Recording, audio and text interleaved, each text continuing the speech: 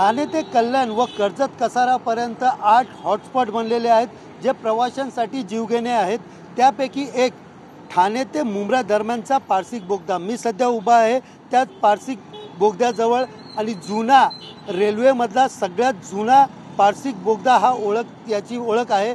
आणि याच पारसिक बोगद्यामध्ये गेले काही दिवसापासून अनेक घटना घडल्याच्या गोष्टी समोर आलेल्या आहेत। विशेषतः रेल्वे प्रशासनाने 2024 ते 2025 दरम्यान या ठिकाणी 9 मोठ्या घटना घडल्याची नोंद या ठिकाणी केलेली आहे। या पारसिक बोगद्यामध्ये विशेषतः पावसाळ्यामध्ये पाहायला गेलं तर दगडी लागून अनेक प्रवाशांचा या ठिकाणी जखमी झाल्याची घटना घडलेली आहे। तर दुसरीकडे पाहायला गेलं तर 2 ट्रॅकमधलं अंतर कमी असल्याने या ठिकाणी अपघाताची मालिका जी आहे ती नेहमी सुरू असते।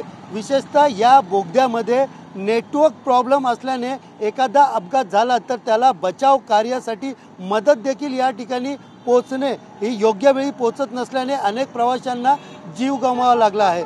एकंदरीत प्रवाशांना कुठेतरी रेल्वे प्रशासनाने हा जीवघेणा जो बोगदा आहे यावरती काहीतरी उपाययोजना करावे अशी मागणी प्रवासी वर्गाकडून आता केली जात आहे। कॅमेरा पर्सन गणेश राहटेसह सुनील जाधव, TV9 मराठी, ठाणे।